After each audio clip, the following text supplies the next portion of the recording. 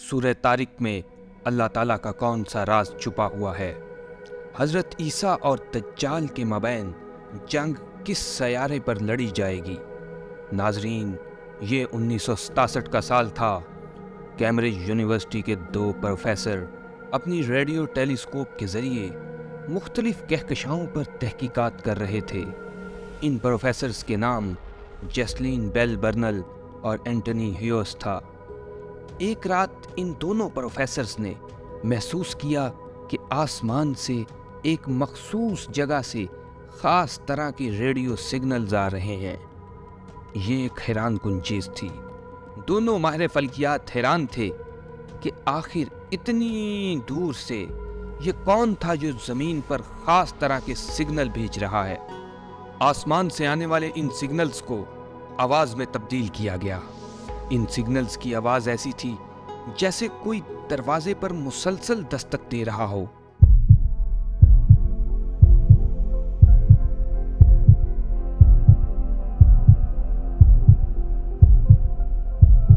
دونوں ماہر فلکیات سمجھ چکے تھے کہ انہوں نے ایک غیر معمولی فلکیاتی چیز دریافت کر لی ہے۔ اس نئے دریافت شدہ ستارے کو پلسر سٹار کا نام دیا گیا۔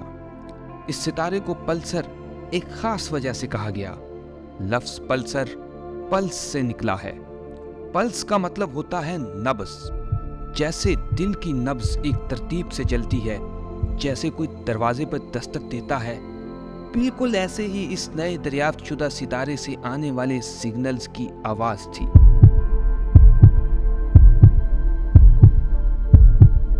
حیرت کی بات یہ تھی کہ یہ ستارہ 1967 میں دریافت ہوتا ہے، لیکن قرآن پاک کی سورہ طارق میں اس کا ذکر 1400 سال پہلے ہی کر دیا گیا تھا۔ یاد رہے کہ لفظ طارق کا مطلب ہوتا ہے دستک دینے والا۔ اللہ تعالیٰ سورہ طارق میں فرماتے ہیں، قسم ہے آسمان کی اور طارق کی۔ کیا تم کو معلوم ہے کہ طارق کیا ہے؟ یہ چیدنے والی روشنی کا ستارہ ہے۔ حیرت کی بات یہ تھی کہ ایک ستارہ 1967 میں دریافت ہوتا ہے۔ اس ستارے میں سے ایسی آواز آتی ہے جیسے کوئی دروازے پہ دستک دیتا ہے، جبکہ قرآن پاک میں اس کا واضح ذکر 1400 سال پہلے ہی کر دیا گیا۔ سبحان اللہ، بے شک اللہ کا قرآن برحق ہے۔ سورہ طارق کی 3 آیت میں اللہ تعالیٰ فرماتے ہیں، یہ چیدنے والی روشنی کا ستارہ ہے۔ یہ چیدنے والی روشنی کیا ہے؟ چیدنے والی روشنی سے مراد روشنی کی ایسی شعاع ہے جو کسی جسم کے آر پار گزر جائے۔ قرآن پاک کی اس آیت میں بیان کردہ اللہ کا راز جان کر آپ حیران رہ جائیں گے۔ یہ 1895 کی بات ہے۔ ایک جرمن سائنسدان ولیم کونراڈ ایک خاص طرح کی شعاؤں پر تجربے کر رہا تھا۔ اپنے تجربے کے دوران اس نے حادثاتی طور پر ایسی شعاع دریافت کی جس نے بعد میں میڈیکل کی تاریخ بدل کر رکھ دی۔ ان نئی دریافت شدہ شعاؤں کو ایکس ریز کا نام دیا گیا۔ ایکس ریز ایسی شعائیں تھیں جو انسانی گوشت کے آر پار گزر جاتی تھیں۔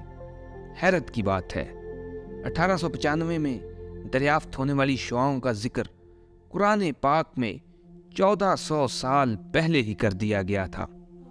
سورہ طارق کی 3 آیت میں اللہ تعالیٰ فرماتے ہیں، یہ چھیدنے والی روشنی کا ستارہ ہے۔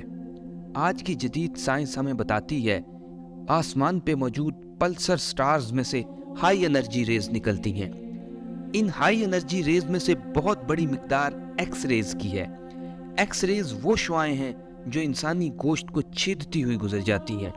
اللہ تعالیٰ قرآن پاک میں 1400 سال پہلے فرما رہے ہیں کہ آسمان پر ایک ستارہ ہے۔ اس ستارے میں سے ایسی آواز آتی ہے جیسے کوئی دروازے پہ دستک دیتا ہے۔ صرف یہی نہیں، بلکہ اگر کوئی شک رہ گیا تھا تو وہ سورہ طارق کی 3 آیت میں فرما دیا کہ اس ستارے میں سے ایکس ریز نکلتی ہیں۔ سبحان اللہ۔ قرآن و حدیث کا مطالعہ کریں تو اللہ کے ایسے راز ملتے ہیں جو کہ ابھی شاید سائنس کی پہنچ سے بھی بہت دور ہیں۔ امریکی خلائی ادارے ناسا کے مطابق انسان 2030 تک پلانٹ مارس پہ پہنچ جائے گا۔ سیارہ مریخ یعنی کہ پلانٹ مارس پر اگلے 100 سالوں میں انسانوں کی ایک بہت بڑی بستی آباد ہو چکی ہوگی۔ مریخ پر انسانی بستی کے آباد ہونے کے بعد انسانوں کی اگلی بستی پلانٹ یوپیٹر کے چاند یوروپا پر ہوگی۔ اگلے 1000 سالوں میں انسانی آبادی بہت سے سیاروں اور کہکشاؤں تک پھیل چکی ہوگی۔ قرآن پاک میں یہ سارا منظر نامہ اتنے واضح انداز میں بیان کر دیا گیا ہے کہ شک کی کوئی گنجائش نہیں ہے۔ مختلف سیاروں پر انسانوں کے آباد ہونے کی پیشن گوئی قرآن پاک میں ان الفاظ میں کی گئی ہے۔ اللہ تعالیٰ سورہ انشقاق کی آیت نمبر 19 میں فرماتے ہیں، تم یقیناً طبق در طبق ضرور سواری کرتے ہوئے جاؤ گے، تو انہیں کیا ہو گیا ہے کہ ایمان نہیں لاتے۔ اس آیت میں طبق در طبق سواری کا واضح مطلب ہے ایک سیارے سے دوسرے سیارے پر جانا۔ پچھلے 1400 سال میں علماء کرام نے اس آیت کی بے شمار تفسیریں کی، لیکن امام راغب اصفہانی نے اپنی کتاب مفردات میں اس آیت کے بارے میں حیرت انگیز بات لکھی۔ امام صاحب فرماتے ہیں، اس آیت میں انسان کا کسی سواری پر سوار ہو کر کسی منزل پر جانے کا ذکر ہے۔ قرب قیامت سے پہلے انسان اس کائنات کی آخری حدوں تک موجود سیاروں اور کہکشاؤں پر آباد ہو چکا ہوگا۔